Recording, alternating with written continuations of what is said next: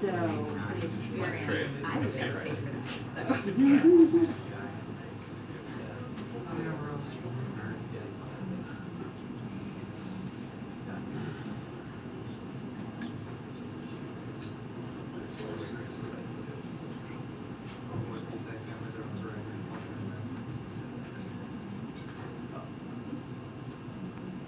yeah.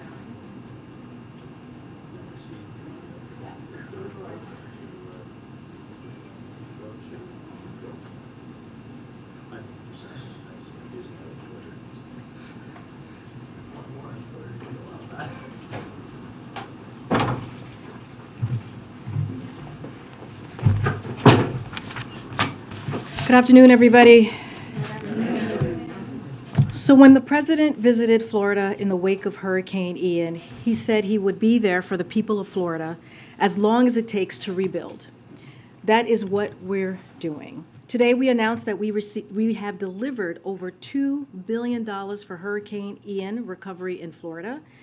We've provided millions of dollars in low-interest disaster loans to homeowners, renters, and business owners.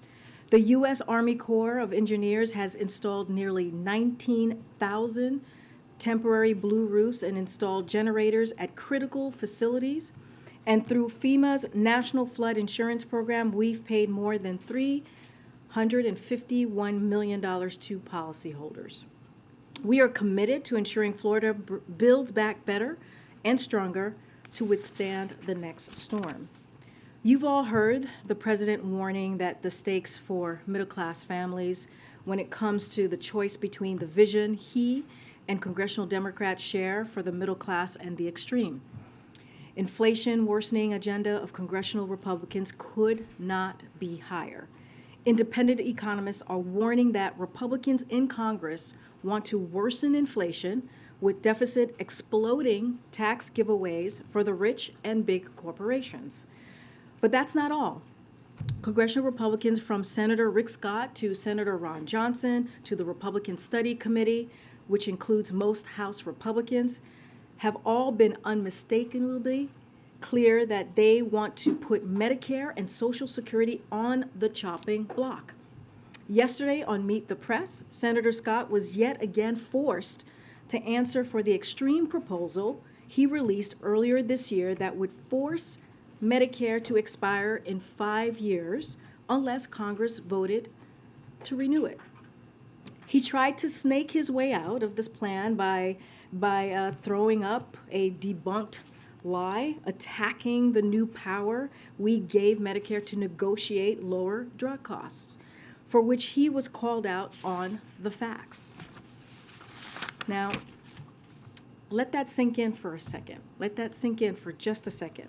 A member of Republican Senate leadership proposes that Medicare expires in 5 years and defends himself with a made-up excuse to strip Medicare of its power to hold big farmers' feet to the fire and lower drug costs for families. We're good? And here's the kicker. In the private sector, Rick Scott oversaw the biggest Medicare fraud in history. So don't take my word for it. Don't take our word for it. Let's take PolitiFacts. So with that, you really can't make things up. All right, Z, kick us off.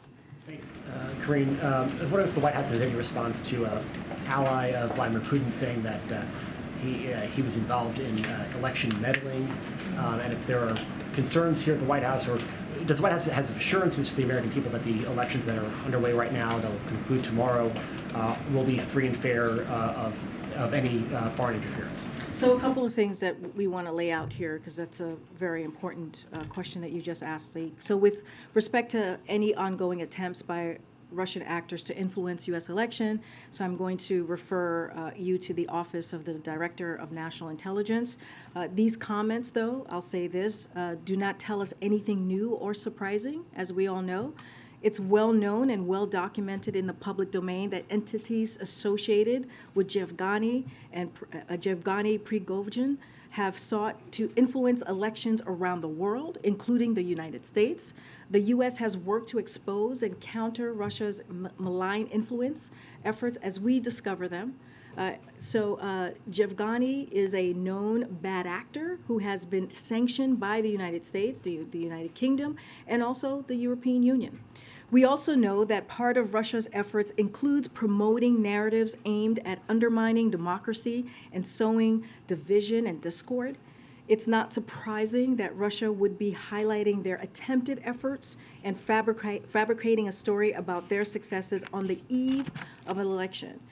But to your question, of what we are doing, I've spoken to at the podium about this quite a bit, about the administration's effort to protect the security and resilience of our elections and to safeguard our election infrastructure, including by combating malicious efforts by foreign adversaries to spread this information. That work began before this administration and has continued under the Biden-Harris administration as well. But specifically, actions we have taken to counter these types of malign influence include sanctions. As you all know, we've announced them from here, travel bans as well, exposure, information sharing, foreign investment screening, anti-money laundering, and expulsions. So we have also worked with our fellow democracies to expose and counter foreign malign influence abroad as well. So, but any specifics to this new revelation, I would refer you to DNI. And specifically to the question of what does the White House have a message to people who are casting their ballots now, early, or tomorrow in person, that their votes will be tabulated accurately and fairly. In light of these comments, should people have confidence in their election system? People should have confidence in their election system. As we have said many times before, having the right to vote is the most sacred right, and people should really exercise that right, and they should feel safe in their election process. And so, a different topic. Israeli media is reporting that the president spoke with incoming Israeli or likely incoming Prime Minister of Israel, Benjamin Netanyahu, today. Can you confirm that, and do you have a readout of their discussion? Yes, I can confirm that. We'll have a more robust readout in a. Oh, yes. I'm confirming a call with the president had with Benjamin Netanyahu. So yes, the president did speak with him today, so confirming that right now, to congratulate him on his party's victory and commend Israel's free and fair elections. The president reaffirmed the strength of the bilateral partnership and underscored his unwavering support for Israelis' security. We will continue to closely monitor the government formation process. As you know, that is the next process in this. We look forward to continuing to work with the Israeli government on our shared interests and values. We will have a more fuller readout for all of you, as we normally do. Okay. Thanks. Just some housekeeping to start. Can you give us a sense of what the president will be doing tomorrow on Election Day, tomorrow night, and if he has any plans to make an address on Wednesday after the results? So a couple of things there I'll lay out for you all tomorrow and also on Tuesday. So tomorrow and Tuesday, the president will have a full schedule here at the White House. As I previously said, we expect the president will address the elections the day afterwards. And when we have details on the timing of that, we of course will share it with all of you. But I also just want to note, as you all know, because you guys have covered these past couple of years, in 2022, it took 2 weeks to call every state. In modern elections, more and more ballots are being cast in early voting and also by mail. And many states don't start counting those ballots until after the polls close on November 8th. So you heard the president say this the other night. He has been very clear on this as well. We may not know all the winners of elections for a few days. It takes time to count all legitimate ballots in a legal and orderly manner. That's how this is supposed to work, and it's important for us to all be patient while votes are being counted. This is not just for all of you, but this is also for the folks who are watching. And so I think it's important to just remind folks that's something that people should be mindful of as well. Republican leader McCarthy is clearly expecting that the GOP will take the House. Is this White House prepared to work with the Republican Congress? So I'm not gonna get into hypotheticals. I'm not gonna get ahead of what is going to happen tomorrow. I'm just going to, you guys will hear directly from the president, as I've stated many times before, on Wednesday, the day after the elections. But I'm not going to get into speculation from here. In the closing weeks of this cycle, the president and supporters have talked about the ramifications of a Republican-controlled Congress, talked about the choice, not a referendum, as the president says. Why is the president, in addition to running on his achievements, not run on a specific agenda? As far as I can tell, there's only one bill that the president has said he would sign if Democrats control both houses of Congress, and that's a bill to codify abortion rights. Why not lay out for the public what would happen if Democrats held both the House and Senate? So I hear the question that you're asking, but I disagree in kind of the premise of the question. And what I mean by that is, if you look at the last 20 months of this administration, and I want to be really always be careful about elections here, talking about that from here, the congressional Democrats and also the president has delivered. And that's why we've laid out our agenda. And our agenda has been to make sure that the American people get a little bit breathing room, to make sure that we have an economy that works for everyone. And we've laid out what one of the president's most biggest priority, right, his economic priority was making sure that we lower costs. That's what the Inflation Reduction Act was so important. Only Democrats voted for it. If you think about when the president walked into this administration, the American Rescue Plan, meeting the moment that we were currently dealing with. We're dealing with a pandemic that had shut down small businesses, hundreds of thousands of small businesses across the country. You know, thousands of people sadly were dying. We had schools that were, that were shut down, and the president met that moment. And also to make sure that communities were were able to protect themselves, right? Local governments were able to protect communities by being able to fund for police officers and bring back teachers. All of those things are what we have been very proud of, making sure that we lay out that agenda. And what we have said is that we are going to continue to make sure that we're lowering costs. We're going to make sure that we continue to make sure that we bring a little bit more breathing room for the American people. And let's not forget student loan aid as well, which is going to help almost 40 million people, to give them a little bit breathing room as well. But I guess my question is, why not a specific package? Why not say to the country, this is what you'll get if you elect Democrats? But why not just tell the country what we have done? Why not just lay that out, which we have? We have laid out what's at stake. We have said there is a choice for the American people. We have been very, very clear. You have all followed the president. He has been across the country talking specifically how Democrats will move forward, congressional Democrats will move forward in delivering for the American people. When you think about inflation, when you think about what the president has done to lower costs, you think about gas prices, taking really historical actions to make sure we tapping into the Strategic Petroleum Reserve so that we can bring gas prices down. They have by $1.25. And you think about the Inflation Reduction Act, which is so important, which is going to lower energy costs, which is going to lower healthcare premiums. Republicans, the first thing that congressional Republicans said that they're going to do is they're going to repeal that and then cut, Medicare and Social Security. We're saying we're not going to do that. The president has been very clear. We're going to continue to fight for Medicare. We're going to continue to fight for people's Social Security, and we're going to continue to lower costs. Separate question. Last week, John Kirby was asked whether there was efforts to get a President Xi meeting on the books with President Biden next week.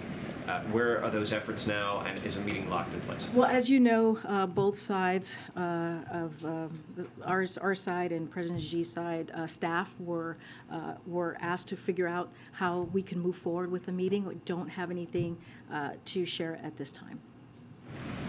Yeah, just wanted to follow up on the Russian election interference, but also just the prospect of potential violence. So what are you doing here at the White House or within the Biden administration to ensure that there's not a repeat of the violence that we saw on January 6th? And to what extent should Americans gird for conflict in and around heavily contested districts? The president has said there's 300 Republicans running for office that have already said they will contest, they won't accept the results. So, how likely is the prospect of some kind of violence So, a couple of things, because there are kind of two questions that you just asked there, Andrea. So, law enforcement has briefed us that there are no specific credible threats identified at this point. The president has been briefed on the threat environment and directed that all appropriate steps be taken to ensure safe and secure voting occurs, right, in this process. But I want to be clear: Americans should feel safe going to the polls. It is important for Americans to do so. The administration has taken the issue of threats to the safety of voters and election officials seriously from day one. The federal government has been working alongside state and local election officials and law enforcement to take the necessary steps to keep people safe. So that will continue. As far as election deniers, I think that was the question that you were asking me. There are election officials in every state with responsibility to ensure the candidate who won the most votes is ultimately sworn into office. So as the president has said, you heard him say this last week in his speech and many times before, you can't love your country only when you win.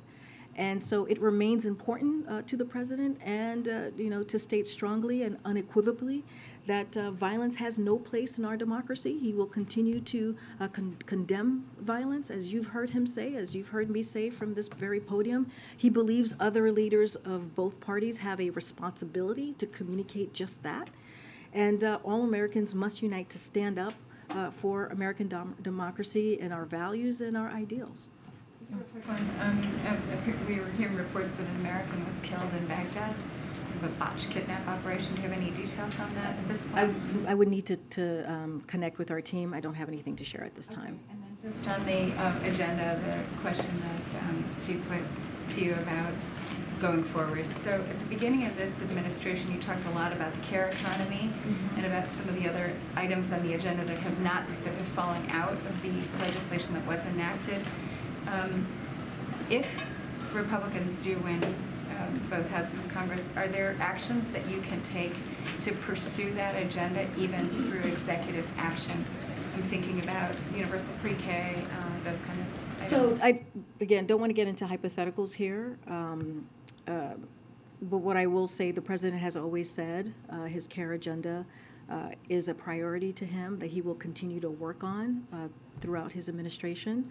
I don't have a vehicle in which he will choose to do that, but clearly those are, because he introduced it, because he talked about it very early on in his administration, clearly those are items, and also during the campaign, those are policies that he believes are important to the American people, to give them, again, a little bit more of a breathing room that he will continue to fight for. Thanks, Karine. We don't often get a very lengthy Saturday statement from you clarifying the president's remarks from the day prior. Can you walk through what the genesis of that was and whether or not you guys thought that perhaps it would be politically problematic had those statements been allowed to stand? So we just wanted to be, you're talking about so we just wanted to be very clear on that, which is why we put out a statement. It seemed like there was some confusion on that, and so, I want to say this: it was, some of you were there. It was loud and hard to hear, I think, or maybe not exactly what was being said, but I currently don't want to get into punditry from here and why we did it or do it or paid or did it on TV. But I spoke to this over the weekend. The president's words, we believe, were twisted. And we were very clear about that. And anyone who knows Joe Biden knows he comes from a coal country, from Scranton, Pennsylvania. His great-grandfather was a mining engineer, as you all know. President Biden knows that the men and women of coal country built this nation, and he has spent his presidency fighting for coal communities so that they too can benefit from the energy transition we're in right now. Again, the reason why we put out that statement to you asked me about the genesis. We believe his words were twisted, and we just wanted to make sure there was some clarity. And then I think this week marks the 50th anniversary since the president's first election victory. Might have been always a little off there. He's clearly been through a number of these. I know he's a congenital optimist, as he likes to say. But he said that yesterday. Can you give a sense in your meetings with him right now, kind of what how he's feeling right now, his sense of things, not from a political perspective, Patchak perspective, but just generally in this moment in time, given both the election but also the myriad of other issues that are on his plate. You know, the president actually said this yesterday, and I think he said it a couple of times over the weekend. He is an optimist. And he believes, you know, he's made it very clear about what's in front of us, about the choices that the American people have, the stark differences between what we're seeing right here in Washington, D.C., between congressional Democrats and also congressional Republicans, and what we have been able to do, what he and congressional Democrats have been able to do to deliver for the American people. And so, you know, he believes that going out there, talking, speaking directly to the American public, laying out what he is seeing and how he sees the future of this country, that it's important. That's why you've seen him out there across the country. But look, I think that, again, he's an optimist. He has faith. In the American values and the American people.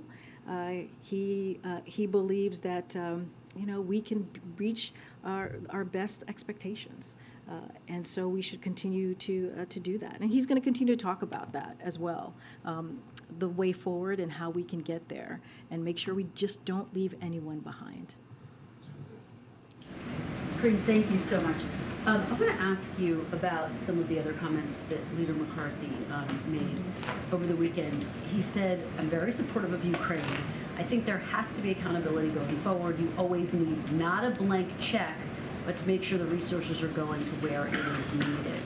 Regardless of who wins control of the House, what is your message to Ukraine? What assurances can you give Ukraine that this administration, Congress will be able to continue to provide the funding that's needed? Because, of course, President Zelensky continues to say they need more weapons, they need more aid. So we are confident that the United States support for Ukraine will be unflinching and unwavering. That's what we believe, and that's how we see this going forward. You saw Jake Sullivan say the very same thing while he was in Kiev on Monday, and reiterated the United States will continue to support Ukraine across a range of areas, whether it's security assistance, economic assistance, or human rights assistance. Members of Congress, Republicans and Democrat, have been clear about our enduring support for Ukraine, and under any scenario, to your point, to your question, President Biden is committed to work in a bipartisan fashion, as he has been doing to support Ukraine. And we are appreciative of the bipartisanship that we have seen over the last several months for Ukraine, and we're going to continue to work towards that. I think, you know, for the Ukrainians, when they hear not a blank check, the message is that this aid will dry up, or at least not be as forthcoming as it has been. Why should they have confidence that it will continue to be unflinching and unwavering? Well, because the president has been very clear. Jake Sullivan was in Ukraine just a couple of days ago to reiterate that very message to President Zelensky and his team. We are in regular contact, as you've heard from us, with President Zelensky and his team on everything that we can do to be helpful to them as they fight for their freedom. Again, I understand the question, but we are going to continue to work very hard to make sure that there's a bipartisan effort as we continue to support Ukraine in their efforts. Since you bring up Jake Sullivan, can I ask you to respond to this reporting that he has been engaged in confidential conversations in recent months with top aides to Russia's President Vladimir Putin, to try to de-escalate the crisis in Ukraine, to try to make sure that it doesn't go in a direction? Yeah, I've seen those reportings. So, you know, and look, people claim a lot of things about conversations that the United States has or doesn't have. I don't have any specific conversations to read out to you, but I do want to say a couple of things. You know, we reserve the right to speak directly at senior levels about issues of concern to the United States. That has happened over the course of the past few months. Our conversations have focused only on risk reduction in the U.S.-Russia relationship. We continue to adhere to our basic principle of nothing about Ukraine without Ukraine. You've heard the president talk about this. You've heard he's written about this in an op-ed. But we have been careful to protect the timing and the content of the conversation so that we have the continuing ability to reach Russia, and these lines of communication are not cut off. And that's how we have moved forward over the last several months here. And just finally, Karine, as I'm sure you have seen, there's a lot of speculation that former President Trump could announce he's running for president again in 2024 in the coming days, in the coming weeks, sometime this month. How is the White House, how's the president preparing for that announcement? What type of a reaction or response? Again, I was asked this question the other day, and that's not our focus. Our focus is making sure that we lay out the choice in front of the American people. You've heard directly from the president. We're just not, it is just what the former president does or doesn't do is not something that we are focused on from here. And I know you've been asked this, but how much pressure does President Biden, since we are now 24 hours out, feel to make that final decision about whether he's going to run again? Again, I'm going to say what he has said many times, and what I have said from here many times is that the president intends to run, and I will just leave those words there. Thanks, Karine. On Friday, the president, in his statement on the jobs report, said, quote, "We're going to do what it takes to bring inflation down, but as long as I'm president, I'm not going to accept an argument that the problem is that too many Americans are finding good jobs." Was that statement directed at the Federal Reserve, which anticipates unemployment will go up as they raise interest rates? Or if not, who was the target of that clause? Absolutely not. That was not targeted at the Federal Reserve. The president has been very clear to not interfere. He will not interfere in their independence. He was, I think, speaking to the critics about the number of jobs that were created. And he was very clear that, people should be, the 261,000 jobs, an unemployment rate still near a historic low at 3.7%. He was laying out how the jobs recovery remains very strong. And so he wanted to say that, hey, look, 260,000 jobs, no, 261,000 jobs is something that we should be praising, and we should be saying it's good that people are seeing their wages go up. It's good that people are seeing good paying jobs out there. And so I think it was more so to that, certainly not a message to the Federal Reserve. Again, we respect their independence. And we certainly do not interfere in any policy decisions that they make. I have a question about a series that USA Today has done on super PACs kind of funding school board elections throughout the country, especially in certain key states like Florida, Michigan, Maryland, Texas. And some of these PACs, like one called the 1776 Project PAC, have emphasized opposition to lessons related to race and social justice. I guess my question for you is, have you been has the White House been following this? And I guess, is there any sort of concern over the politicization of local elections, like school board elections that have, typically been nonpartisan? So, look, I can't speak to elections from here. We do try very hard in this administration to respect the Hatch Act, as we have been for the past several months here. And so I'm just not going to speak to super PACs. I'm not going to speak to elections. I'm not even going to venture into what the policies are around that, just to make sure that I'm not violating any rule of law. Okay. Thank you, Karine.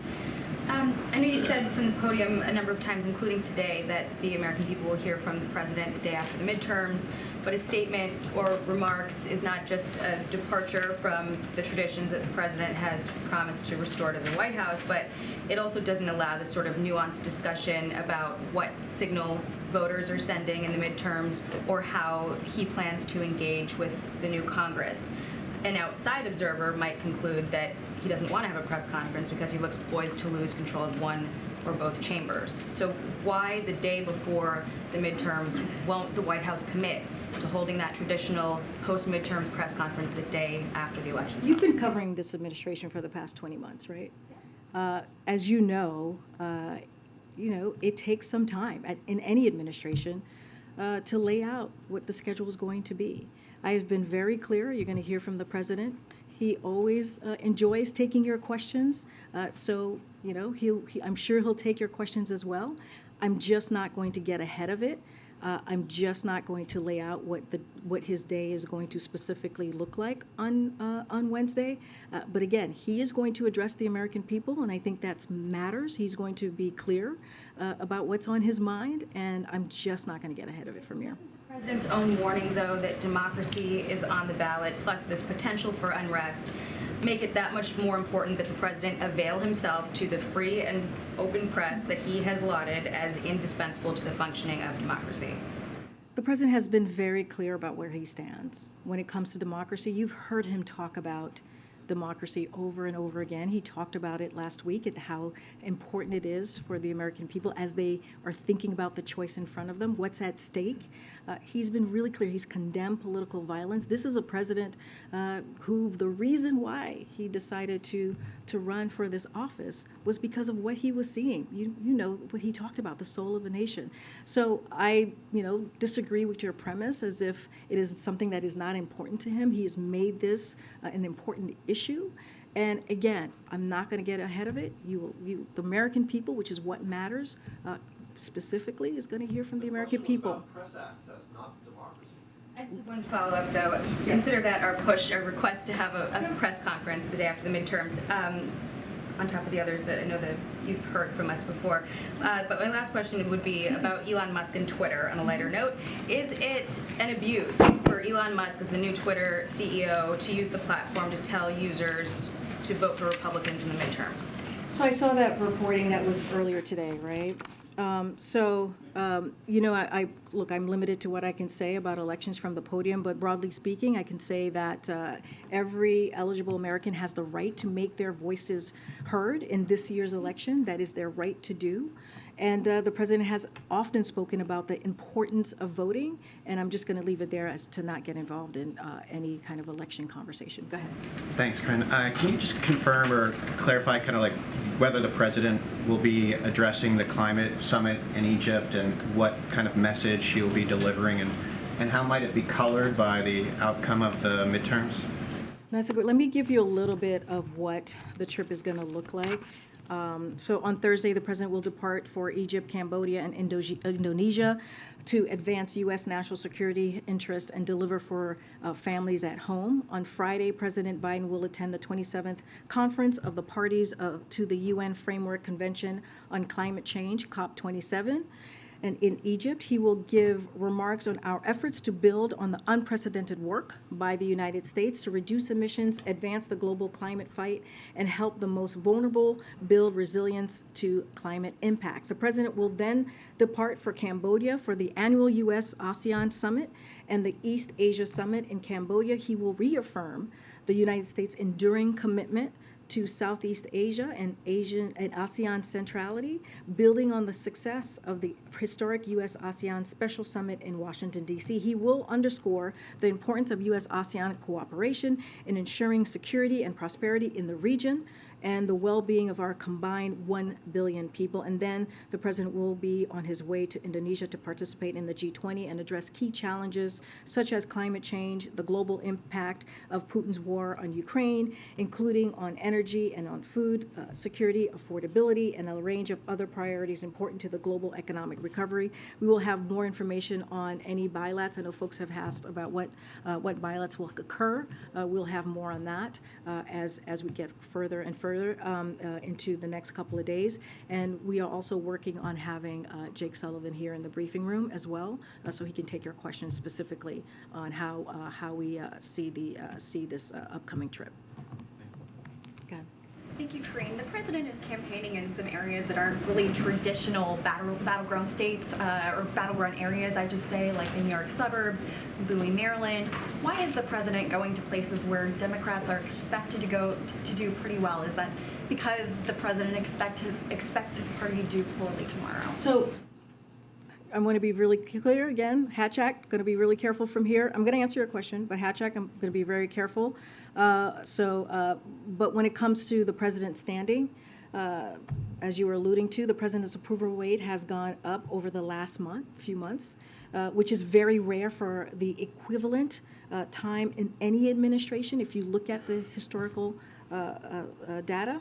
And his numbers track with where many of his predecessors have been at the same time in their presidencies, including President Obama's, President Clinton, and also President Reagan. So according to some polls, his numbers are above where his predecessors was at this time as well. And his travel schedule has been on par or similar to President Obama and also President Clinton. So the president has been very clear. He's talked about this. You've seen him speak to the American people across the country. And he has talked about the economy. He's talked about what's at stake. He's talked about the work that he's done to deliver for the American people. He's talked about how he's going to continue to lower cost, and he's done that for many different districts, places.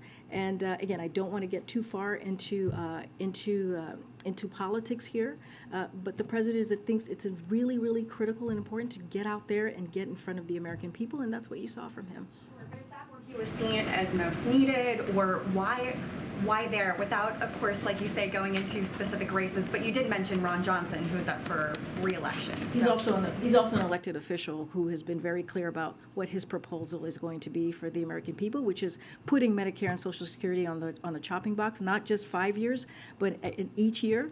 And so we think that's important to call out. We think those are two pieces of policies or that is critically important to the American people. So we're going to speak against that. That's something that the president is always going to speak about that. He's going to fight for the American people. That's why you hear us speaking to that. Look, if the president is traveling, he always says, you hear this in his speeches, that he has gotten a passport, right, from the governor or a passport from the mayor. So clearly, it was an invite for him to be there. Really briefly, to clarify something you mentioned here at the podium, you mentioned about the president's statement, or what the president said on Saturday regarding coal. You mentioned a couple times, or repeated a couple times today, that those words were twisted. So who twisted them? Did Manchin twist them? Did someone else twist them? It's how it was reported out was being twisted. So and I want to be really clear because this is important. If you read the full transcript, the president was very clear, commenting on a fact of economics and technology, as it has been from its earliest days as an energy superpower. America is once again in the midst of an energy transition, and the president is determined to make sure that this transition helps all Americans, and he's been very clear about that. And these weren't some novel comments as they were taken and twisted to be. The president has talked for years about this energy transition and the need to support coal communities through it. And so it was twisted by many others, and so we wanted to make sure that there was some clarity. Okay. Matt, no, go ahead, Matt. Oh, sorry. You had mentioned just a minute ago about not reading out any bylats that are scheduled, but is the United States opposed to having a bilat with Vladimir Putin if he comes? The president has been really clear. He's been asked if he's going to meet with President Putin at G20, and he said that is not his intention. He said he would for E. Greiner, if I recall. Again, the president spoke to this. He was asked multiple times. I've been asked multiple times, and basically repeated what the president has said. He has no intention of meeting with President Putin. And then, secondly, President Zelensky of Ukraine has said that he won't come to the summit if Putin does. Has the United States weighed into that? So we've been very clear from this podium, very clear about if Russia gets to attend the G20, then so should Ukraine. It would require members across G20 to disinvite Russia, and what I can guarantee you is the United States will show up and be at the table, and we will be unapologetic in our defense of Ukraine and calling out Russia for its brutal war, as we have been for the past several months. But again, we've been very clear on how we see that invite. But if Russia doesn't come, does the U.S. still want Ukraine to come? Look, that is up to President Zelensky and the G20. As I just said, that is something that the G20 would have to decide on. But we have been clear: if Russia attends, then so should Ukraine. Thanks. Thanks. The president over the weekend spoke with German Chancellor Scholz, who was just recently in China to meet with the Chinese president. And I wonder if you could tell us a little bit about whether you were briefed beforehand, you coordinated sort of the messaging of what you want out of this as, you know, democracies in the big battle against autocracies. It seems like you weren't surprised by Scholz going there, and whether you think that his trip was actually a success, what he got out of it. Xi Jinping seems like he criticized Putin not directly, but warned against nuclear war. Do you think that was a successful trip? Again, we're just not going to go into what a trip that one of our allies undertakes. Like, that is for them to decide and for their own reasoning to take these types of trips. We certainly are not going to comment about that from here. The Chancellor spoke to it. Spoke to it specifically and directly, and so I will leave his words, you know, to answer that question for him, for themselves, but we are certainly not going to comment about it from here. Give a readout to the president in their call, right?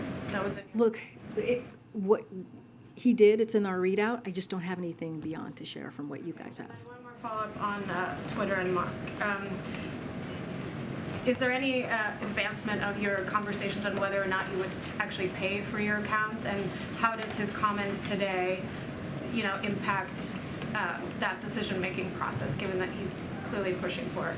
So look, I don't have any decisions or any policy changes to preview for you at this time. Don't really want to get into hypotheticals at this time. I think there's still some decisions being made from the company. I'm just not going to get ahead of that. Thanks, Karine. The Chinese president is planning a trip to Saudi Arabia before the end of the year. What does the White House make of this trip at a time when the U.S. is reassessing its relationship with Saudi Arabia? Again, not going to comment about that from here. We've been very clear about how we're reviewing our relationship with Saudi Arabia. Once we have something to share, certainly we will do that. The president wants to do that, make that decision in a bipartisan way, as you've heard him say, as you heard us say, because this has been a relationship that has been done in a bipartisan way over the past 80 years. So certainly not going to change from that process. But again, I'm just not going to get ahead of the president. I'm not going to comment on a potential trip or a plausible trip from here that China's going to have. Peru. Do you have a reaction to the protests that have been going on for the few weeks? If you have any readout of any conversation between the administration and the government in Peru, there is a virus mission that is arriving to the country on November the 20th. What do you expect from this mission?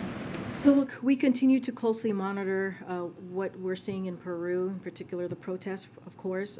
We believe in freedoms of expression and peaceful assembly are fundamental in any democracy, and individuals should be able to make their voices heard in a peaceful manner. Again, this is something that we're closely monitoring. Thanks, Karine. On the economy, you said here the president's plans are going to lower costs, they're going to get inflation down, but the president's been giving us that message for more than a year, basically without much success. So is it time for a pivot? So I disagree with that not having much success, because if you look at the president's policies as it relates to, for example, the gas prices, the president took bold actions, as you've heard us say. You know, he tapped into the Strategic Petroleum Reserve, which is a historic action. And because of that, and it has been proven by data that that action that he took has brought gas prices down by $1.25. And that's because he took action. Again, that's lowering costs during this really global challenge that we're currently seeing with inflation. Almost every country across the globe is dealing with this global challenge. So that's an action that he took. Inflation Reduction Act, again, only Democrats, congressional Democrats voted for that. It's going to lower the cost of energy. It's going to lower healthcare premiums.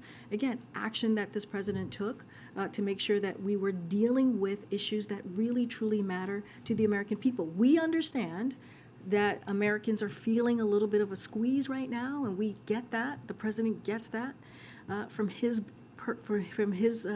growing up personally, and so the work is not going to stop. But if you talk about what congressional Republicans, if we are having an honest conversation here and talk about what Republicans are going to do, which is actually, if they want to repeal Inflation Reduction Act, that is increasing inflation. If they want to get rid of Medicare and Social Security, that's taking something away from the American people that is popular and that they need. But it seems open-ended. There's no end. There's going to, in the future, at some point, inflation is going to come down. We're still seeing inflation at 8.2%, near 40-year highs, and core inflation is still rising. Well, we have seen actually that's not what we have seen from the data. The data has shown that we are seeing some easing in inflation. That is what we have seen from the most recent pieces of data, and that is important to note. We're not saying that inflation is not an issue for the American people, but if you look at the GDP, if you look at CPI, if you look at the data that we all look at, all economists take a really keen eye on these pieces of information, we are seeing inflation easing. Now, do we need to do more work? Absolutely. Is the president going to continue to do everything that he can to lower costs for the American people? Yes. Okay. Thank you. You said that the president is fighting for coal communities, but just to follow up, that doesn't mean that he's fighting to keep these coal mines open, does it? Look, the president, I laid out very clearly about how the president sees his part in this and what he has done. He has through the work of Working Group on Coal and Power Plant Communities, President Biden has already delivered more than $23 billion to energy communities across the country. He has put forward plans that are bringing new energy and manufacturing jobs to states like West Virginia, to states like Pennsylvania. And he has secured critical investment through the Inflation Reduction Act to support coal communities as well. Which he believes is incredibly important, which is why it was included in the Inflation Reduction Act. And that's from funding for coal miners suffering from respiratory challenges to billions of dollars in loans to help them seize new energy opportunities. So again, I mentioned this, I just laid this out. While we're trying to help coal communities, while we're trying to do everything that we can to make sure that they have the funding that they need, Republicans, that very same policy, same monies that I just laid out, Inflation Reduction Act, which is where it's coming from, Republicans want to repeal that, taking away the efforts that we're trying to provide for coal communities. So that sounds like you're helping them as the market through economic transition is moving away from coal. That doesn't sound like you're taking any deregulatory efforts or any steps to help the mines themselves stay open. Is that correct? Look, I've been very clear. The president's been very clear on this. Don't have anything more to add. Again, we believe what he was trying to say was twisted, and we've laid that down very clearly. You heard from my statement. You heard from what I just said here today. How can you twist those words? He said we're shutting those plants down. Go ahead. Go ahead. Go ahead, Phil. Different question. Marco Rubio, the ranking member of the Senate Intelligence Committee, criticized the administration by saying, quote, by giving TikTok influencers the platform of White House visits and creating content, Biden is signaling to the world he believes it is safe to use an app that is beholden to Beijing. This comes after TikTok admitted that some European data was accessed in China. Is the president signaling to the American public that TikTok is safe? Wait, can you say that one more time? Because that was a lot. That was a lot, sorry. So the gist of it is that Rubio argues that by hosting some of these TikTok influencers here at the White House, that the president is essentially, quote, signaling to the world he believes it is safe to use an app that is beholden to Beijing. My question is, does the president see it that way? Is he signaling anything about this application? So just to be very mindful here, not going to comment on TikTok while the Committee on Foreign Investment in the United States, as you all know, review is ongoing to address concerns posed by the app. So generally speaking, the Biden administration is focused on the challenge of certain countries, right, which is including China, as you just mentioned to me, seeking for leverage digital technologies and Americans' data in ways that's presently unacceptable and is not safe for our national security. It's at risk, puts our national security at risk. So look, we are taking the steps that we can to address this challenge. For example, the President issued the first ever presidential directive defining additional national security factors for this very said committee to consider in line with the administration's national security priorities, like protecting America's sensitive data. And last year, the President Biden put forward an executive order to protect American sensitive data from collection and utilization. So we will continue to look for other actions to deal with this. And again, I don't want to get too far into it, but I can lay out what the President has done. There's a risk, and that review is ongoing. Why continue to invite these folks to the White House to create TikTok? I never thought that I'd be asking a question about TikTok, but there are a lot I feel like you've asked me questions before about TikTok. There are a lot of parents who are looking, at this seemingly benign app, and then they're seeing reports that because of the parent company ByteDance, which is Chinese owned, that there's a risk, and then they see that the President of the United States is appearing on some of their channels. I hear your question. As you know, the President uses different mediums to communicate directly with the American people, including young people. We think it's important to communicate directly with them, but we understand, right? We understand the issues that TikTok presents itself with, and so again, we use different mediums. I just laid out what we're trying to do in our efforts to deal with the issue that you just laid out. Don't want to get too much into it because it's in front of the committee, but we take this very seriously, hence the executive order that the President did, and we will continue to do that. Thank you, Karine. Okay. Thank you. Last week, a White House official told me that the President and the White House was evaluating next steps regarding the architect of the Capitol, who is actually a holdover Trump administration appointee who serves a 10-year term, I believe it is. There was an IG report that said that he was allegedly misusing government vehicles, may have been misrepresenting himself as a police officer in Virginia. Is there any update from the White House beyond evaluating the next steps regarding Mr. Blanton's status? Yes, so we take the IG report seriously and the request from members of Congress seriously as well, and are evaluating next steps. And so that's what we're currently looking at this time. We don't have more at this moment to share, but we will certainly share any updates that may come up when we have them. Great. Two questions if I could. One, you and President Biden last week, you've been warning the American people that election results may not be official on Tuesday night, that it might take some time. I wondered if the White House would support essentially having states who don't count ballots early, or who don't count early ballots so that they're ready for Election Day. Would you support having those states change their laws to count early votes so that election results will come in sooner? I don't have anything to share with you on that about changing policies or changing what states do.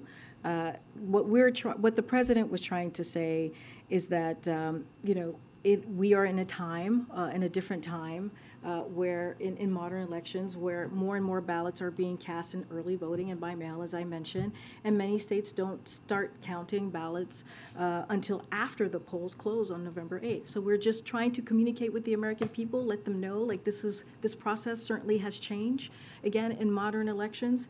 And so, again, it's an important reminder for people to be patient, for people to understand that, and that's what we care about. That's the message that we're trying to put forward to the American people, and I'm just not going to talk about policy changes or what we recommend states to do or not do. And then, I know you were asked this a couple weeks ago, but the World Cup starts in less than 2 weeks, and I wondered if there's any update on if the Biden administration is planning to send a delegation or any officials to attend that in person. Don't have anything more to read out from what I shared a couple weeks ago on that. Okay. Thank you, Karine. At a rally in Sioux City, Iowa, Thursday, former President Donald Trump said the radical Democrats are locking up pro-life activists, persecuting their political opponents.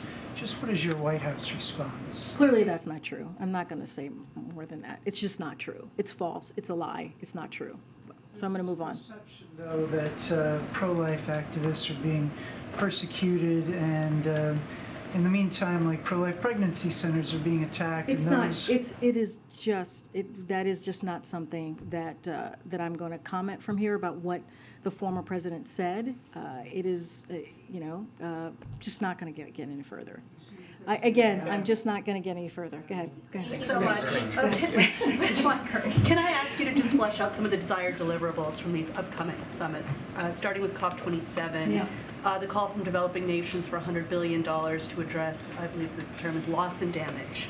How far is the U.S. prepared to go on that and to respond to that? And then looking at ASEAN and G20, the Indo-Pacific Economic Framework, is the U.S. prepared to welcome Canada or any other deliverables for these summits? So I know there's a lot of questions on this. It's happening in just a couple of days where the president's going to leave on this foreign trip. We're working on getting Jake Sullivan, the National Security Advisor, in the briefing room this week, where he will lay out the goals the president has for this particular trip. Not going to get ahead of the National Security Advisor, but we will share more. We'll have more to share. Go ahead, Brian. Thank you. Yeah, go ahead. What are your, Anita? Just the U.S.-Mexico-Canada summit that's happening in December. Do we have any news on that? No, I don't have anything new on that as well. Okay, go ahead, Brian. Oh, Brian and Courtney. Thank you. All right. I have a logistical question about tomorrow, Election Day, and then I also had a question about the CHIPS Act. So for Election Day, what are the president's plans? Is he going to be at the White House watching returns? Can you tell us more about what his plans are for Election Day itself? I just laid that out. I don't have anything more to add. We will share a little bit more tomorrow when we have more to share. But he'll have a robust, pretty heavy schedule tomorrow here at the White House. As you know, this evening he's going to be going to Maryland to speak directly to Americans at Bowie States, more specifically. Again, not going to get ahead of what we'll share tomorrow, but again, after tomorrow, you all will hear from him. And when the president's considering whether to do a big press conference, would he consider waiting until the election results are more clear nationally before having a press conference? Do you guys want to wait to talk to the I was wondering if that's part of the calculation as the White House. Again, I'm just not going to get ahead of it. I have laid out that what it's been like in modern elections, that it has taken some time for results to come in because of vote by mail, because of early voting. Not going to get ahead of that. But you will hear from the president on Wednesday, and of course, he loves taking your questions, and so you'll hear from him. Just a quick question on the CHIPS Act. One of the companies that lobbied for the CHIPS Act is Intel. They have announced they're going to have layoffs this month. And I'm wondering what the president's reaction to that is. As companies prepare to apply for subsidies from the CHIPS Act in the coming months, what's the president's reaction to one of the companies that lobbied for the CHIPS Act? Yeah, so I've seen those reporting. I think it came out a couple of weeks ago, if I remember correctly. I had not talked to the president about this, his reaction or his thoughts, and so would have to connect with him and ask him.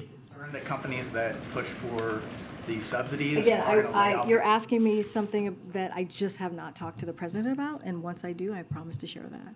Okay, Mr. Willis in the back. Oh, can I go really Oh, I'm sorry, Courtney. Thank you. Go ahead. I jumped ahead. I apologize. Go ahead. Thanks. I wanted to ask what the Senate returns next week while you guys will be out of town. Can you talk a little bit about what the president's priorities are going to be in the weeks of the lame duck session, given that it's such a scrunched period of time? I know this is a question that people are looking to have. We're going to wait for Congress to come back and to have that discussion, to have that conversation. I know you said they come back next week. The president will certainly be on foreign travel, and we certainly are going to be talking to them about the lame duck period. There's a lot that needs to happen, right, before we get there. And so once we have more of a robust kind of proposal, what it is that we see what the lame duck is for us, we'll certainly share that. Also talk about the U.S. presence on the ground at the climate change conference. I know the president will be there on Friday. You have a new climate advisor, John Podesta. You have Secretary Kerry. What's the U.S. presence on the ground going to look like outside of President Biden? We'll have more. We'll have more to share. The NSC is going to have a comprehensive schedule to share in just a day or two with all of you, as we've done in the past, just to lay out what each day looks like, to lay out what each, certainly in this case, summit is going to look like, and including bilats. Just give us another day or two, and we will be sharing that with all of you. We'll have a background calls as we've done in the past, and make sure that we are providing all information to folks here. Again. President Biden made a pledge last night during the New York rally to approve, quote, no more drilling for oil. But does he see that as being in conflict with his efforts to lower gas prices? So no, we don't see that in conflict. Look, the president was asked about new drilling in the Arctic, and when the Trump administration opened the Arctic refuge for drilling, not a single major oil company actually bid on the sale. And so there is no shortage of opportunity for these companies to produce oil here in the United States. They're sitting on 9,000, you've heard us talk about this, 9,000 unused but approved drilling permits.